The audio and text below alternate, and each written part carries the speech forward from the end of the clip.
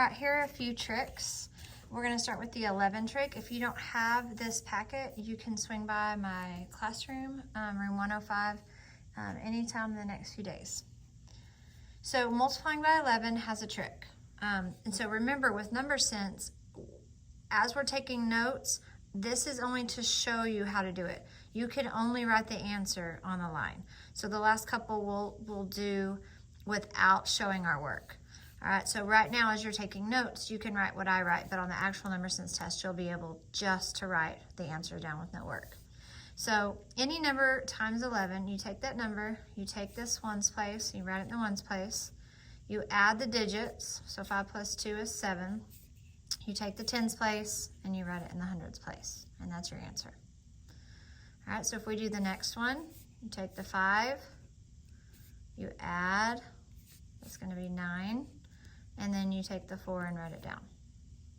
So what happens if it adds up to something more than 9? So what happens is I use my left hand to borrow, or to regroup and to carry. So if you're left-handed, you're gonna use your right hand. If you're right-handed, you're gonna use your left hand to carry. So just like the last rule, we wrote our 7 down. We add these and we're gonna get 12. So we're gonna write our 2 down and we're gonna carry our 1. So instead of writing a 5 down, we write 5 plus this 1 is gonna be 6. All right, same thing with this one. So we're gonna write our 8 down.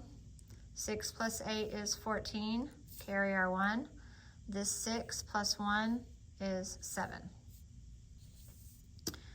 So if I did this without any work, I would write my 2 down, I would add 7 plus 2, and then I would write my 7 down. So if you have a 3-digit number, what you're gonna do is you're gonna write your ones place down, and you're gonna add your 6 and your 3, write that down, add your 1 plus 3, write that down, and then write your first digit, which is a 1, and that's your answer. So you can go ahead and make up any 11s that you want and practice this trick, and then you can check them with the calculator. So multiplying by 25, so with multiplying by 25, 25 is gonna be 1/4 of 100. All right, so when you think of 25 as 1/4 of 100, think of that as saying divided by 4. All right, so if I take 100 and divide by 4, I get 25. So any number times 25, we're gonna take that number and we're gonna divide by 4. And remember, you can't write this, we're only writing this as notes. So you're gonna have to do this in your head. So 12 divided by 4 is 3.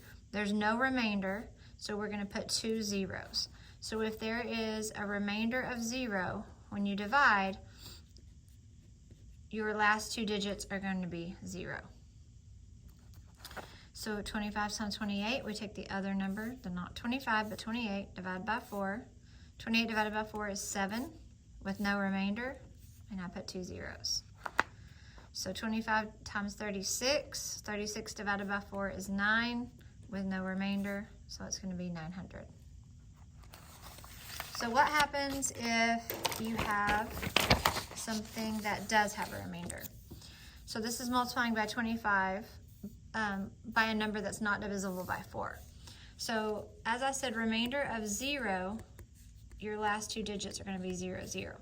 If you have a remainder of 1, when you do your subtraction in your head, you're going to have 25 as your last 2 digits. If you have a remainder of 2, 50 are going to be your last 2 digits. And if you have a remainder of 3, 75 is going to be your last 2 digits. So 17 divided by 4, again, we can't write this down on an actual test. This is just for our notes. So 4 goes into 17 4 times, and then that 17 minus 16 would be 1. So if I have a remainder of 1, my last 2 digits would be 25. Okay, 27 divided by 4, 4 goes into 27 6 times. 6 times 4 is 24, so I would have a remainder of 3, which means I would have my last 2 digits as 75. 25 times 34, so 34 divided by 4, so 4 is going to go into 34 8 times with a remainder of 2, so my last 2 digits would be 50. Again, you can make these up, practice, and then check them with the calculator.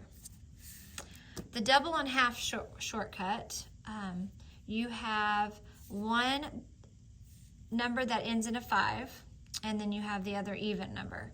And so you're going to double the one that ends in 5, and that way it would end in a 0. And you're going to half the even one.